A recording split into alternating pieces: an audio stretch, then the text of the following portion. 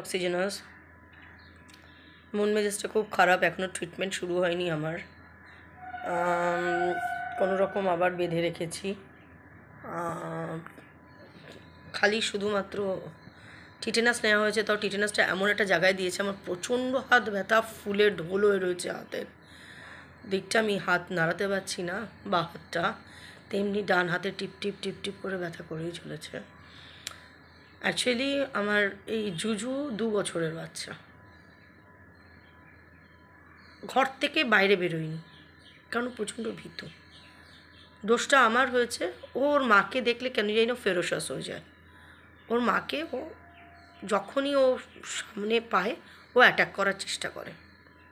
তো সেটাই আমি ছাড়াতে গিয়ে, মানে অ্যাটাক করতে পারেনি, আমি ওকে টেনে ঘরে ঢোকাতে গেছি, ঘাটটা পেছনে ঘাটটা টেনে ওকে আমি ঘরে ঢোকাতে গেছি, ঘরে ঢুকিয়েও দিয়েছি। ঢুকিয়ে কোলাপসিবলটা গেটটা দিতে গেছি, আর ও তখন লাফাচ্ছে রাগের চোটে, মানে গেট আমাকে দিতে দেবে না। তো সেই মুহূর্তে আমার হাতটা সামহাউ ওর মুখের সামনে চলে যায়, অ্যান্ড ও তখন মানে শি ওয়াজ বার্কিং, তো কামড়টা লেগে যায়। দোষটা আমার সম্পূর্ণ। আমি যদি লাঠিটা ইউজ করতাম তাহলে এই ব্যাপারটা হতো না। এই আর কি আমার সাফারিংস আছে, তাই জন্যে। আর অনেকে অনেক রকম বলছে। যখন আমাদেরকে মিউনিসিপ্যালিটি থেকে বললো আইডিতে চলে যেতে, আমরা আইডিতে সাথে সাথেই আমার মেয়ে নিয়ে চলে গেল আইডিতে। ওরা আমি যেহেতু এই লাস্ট 19th of জুলাই আমার লাস্ট ভ্যাকসিন ছিল, কারণ আমি জুলাই মাসেই ভ্যাকসিন দিয়েছি। এবার আমরা তো সেটার পেপার নিয়ে যাইনি, ডকুমেন্ট নিয়ে যাইনি। তো এখানে ওরা বলছে যে আপনি যে দিয়েছেন ভ্যাকসিন সেটার একটা প্রুফ দিন। সেটা যদি প্রুফ দেন তাহলে আর 2টো ভ্যাকসিন দিলে আপনার হয়ে যাবে, আর 2টো ইঞ্জেকশন পড়বে। তা আমি বললাম হ্যাঁ আমি দিয়েছি, বলে সেটা প্রুফ দিতে হবে। তা আমরা কি মিথ্যে কথা বলবো? প্রুফ না দিলে ওনারা কিছু তো দেবেন না। দেবেন না মানে জাস্ট লিখে দেবেন। তারপর আবার অন্য একটা বিল্ডিং অনেক দূরে, ওই আইডি তো ওই ফার্স্ট টাইম গেলাম আমি বেলেঘাটা আইডিতে, তারপর অনেক দূরে একটা বিল্ডিং, সেখানে গিয়ে আবার ওই যেটা উনি লিখে দেবেন সেই পেপারটা নিয়ে গিয়ে দেখাতে হবে, সে অনেক লং প্রসিডিওর। তো আমি বললাম যদি বলে, আমি বললাম যদি আমি প্রোভাইড না করতে পারি তো, তখন বলছে তাহলে আপনাকে পুরো কোর্সটা নিতে হবে। তো পুরো কোর্সটা মানে অ্যান্টি রেবিজের পুরো ইয়েটা নেওয়াটা আমাদের কোনো প্রবলেম ছিল না, কিন্তু উনি বলছেন যেহেতু অলরেডি আপনার অ্যান্টিবডিজ, আপনি যেটা বলছেন আপনার নেয়া বডির মধ্যে, আবার এই মাসের মধ্যে আবার আপনি নিচ্ছেন, অনেক কিছু কিন্তু হতে পারে। এবার এটা তো ভয়ের কথা না, এমনিতেই আমার হাজারো একটা রোগ আছে, তারপরে সবথেকে বড় কথা আমার সুগার, যেভাবে ডিপ করে কেটেছেন স্টিচিং, কিন্তু স্টিচ পড়েনি, ডগ উন্ড ওর মধ্যেই নাকি যদি মানে আমি প্রুফটা দিতে পারি তাহলে তো এর মধ্যেই ওই ইঞ্জেকশনটা দেবে, নাকি ওই উন্ডের মধ্যেই ইঞ্জেকশনটা দেবে। তো আমি ভয় পেয়ে গেলাম, মেয়ে ভয় পেয়ে গেলাম, মেয়ে কিছু তো আর মানে রাজি হতে পারছে না, মানে আমরা ডিসিশন নিতে পারছি না। মানে এক সবথেকে ব্যাপার হলো সত্যি কথাই যে ম্যান পাওয়ারের দরকার, মাথার উপর কেউ নেই, আমরা কিছু তো ইয়ে করতে পারছিলাম না। দিদি অবশ্যই বারে বারে ফোন করছিল। তো তারপরে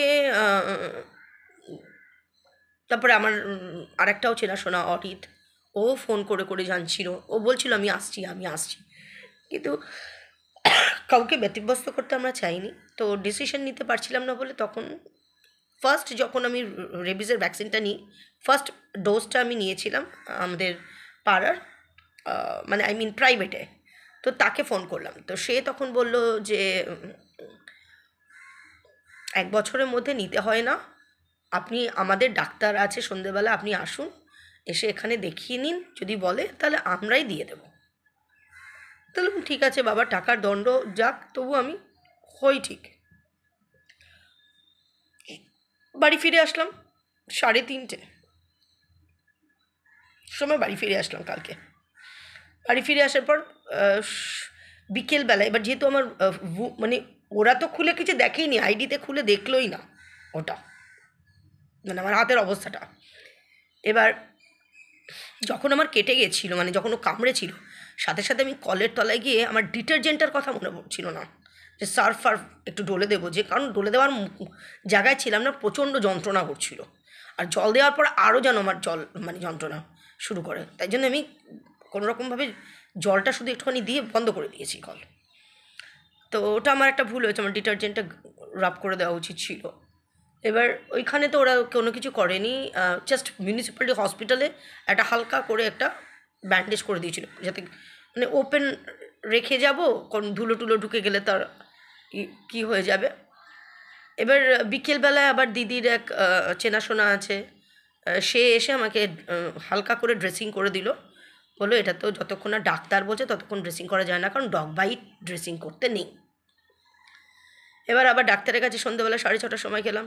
সে বললো এই বাবা, এই তো সাংঘাতিক অবস্থা, এ তো এখানে হবে না, আমি এটা কিছু বলতে পারছি না, এটা আপনি কোনো স্পেশালাইজের কাছে যান। স্পেশালাইজের কাছে যান মানে কোথায় যাব? তো উনি বললেন যে আমাদের এখানে নাকি সাউথ দমদম মিউনিসিপ্যালিটিতে একটা ডিপার্টমেন্ট খুলেইছে, এই ক্যাট বাইট ডগ বাইটের একটা নাকি ডিপার্টমেন্ট খুলেছে, সেখানে নাকি ডক্টর ভালো ভালো থাকে, সেখানে চলে যান।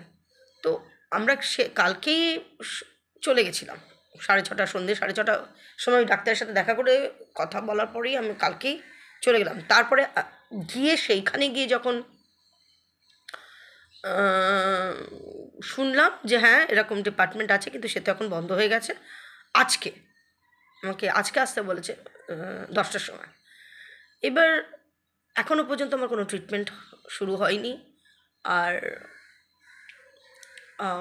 কি বলবো, আর ভয়ও পাচ্ছি একটা, কারণ মাংস বেরিয়ে এসেছিলো। আর যেহেতু আমার সুগার টুগার আছে, একটা ভয় তো আমার একটা কাজ করছেই। আর এখন মেয়ে আর আমি যাব, মেন্টাল প্রিপারেশন নিয়েই যাব। যদিও এই সাউথ দমদম মিউনিসিপ্যালিটিতে কোনো রকম সেরকম যদি আমরা না বুঝি, তাহলে একেবারে আইডিতে চলে যাবো। আর প্রেসক্রিপশনটা পেয়েছি আমি, যে আমি লাস্ট আমি যে অ্যান্টি রেবিস নিয়েছি জুলাইতে, সেটার প্রেসক্রিপশনটা পেয়েছি। তো সেরকম বুঝলে আমরা আবার আইডি চলে যাব। কালকে দুপুরবেলা 12টার সময় আমার এই ঘটনাটা ঘটেছে, এখনও 24 ঘন্টা হয়নি। তো এই হলো ব্যাপার। এই বাচ্চাটা বাইটিং নেচারের, আমাদেরকে কামড়ায় না, কিন্তু ও শুধু ওর মাকে দেখলেই এরকম, আর কিন্তু কোনো কুকুরকে দেখলে। তবে এ কিন্তু বাড়ির থেকে বেরোয়ও না। আমার এই বাচ্চাটা বাড়ির থেকে নিচে পর্যন্ত যায় না, ওই ঘরের মধ্যেই রয়েছে।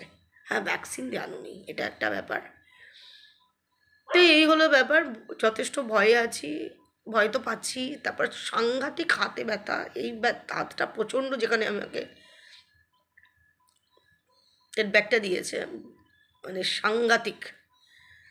মানে আমি টেট ব্যাগ বহুবার নিয়েছি, কিন্তু এই রকম ব্যথা ফুলে যাওয়া হয়নি।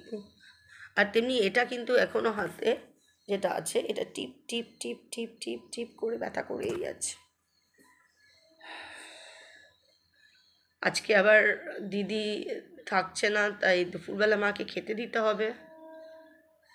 বাচ্চাদের খাবার করে দিয়ে যাব, সকালবেলায় মায়ের জলখাবার দিতে হবে। তো আমি আজকে সকালবেলায় মাকে জলখাবার দিতে পারবো না, কারণ আমরা বেরিয়ে যাব। মাকে কেক ফেক কিছু কিনে দেব। আর দুপুরবেলায় কখন আসবো জানি না, ডিপেন্ড করছে, বুঝতে তো পারছি না এসে কখন মাকে ভাত দিতে পারবো জানি না, কারণ আমাদের নিজেদেরও কোনো কিচ্ছু চাল ফাল কালকে তো কিছু ছিলই না। বিকেলবেলা 3:30টার সময় বাড়ি আসার পরে তারপরে মানে রান্না করেছিলাম, কিন্তু চালটা আমার মেয়ে দুপুরবেলায়, আমাদের তো রোজের চাল রোজ কেনা হয়, তো চালটা আমার মেয়ে দুপুরবেলা নিচে বাচ্চাদেরকে খেতে দিতে যাই যখন, তখন বাবলার দোকান থেকে নিয়ে আসে। তো সেটাই কথা ছিল। তো বেরিয়ে গেছিলাম, বিকেলবেলা যখন 3:30টার সময় বাড়ি আসি, তখন দোকানপাট বন্ধ, চাল নেই। এবার খিদে তো পেয়েছে, ভাতটা তো করতে হবে। তো পাশে দোলার কাছ থেকে চাল নিয়ে তারপরে ভাত করেছি। আজকেও একই অবস্থা, চাল নেই। মানে আজকেও এই মানে কালকে অ্যাকচুয়ালি সন্ধ্যেবেলা ডাক্তার, তারপরে এই হসপিটাল এই করে, আর বাবলার দোকান থেকে যে আমাদের চাল কিনবো সেটা আর হয়ে ওঠেনি। যাকে এই পরিস্থিতি, প্লিজ প্রে করো আমার জন্য, আর কি বলবো।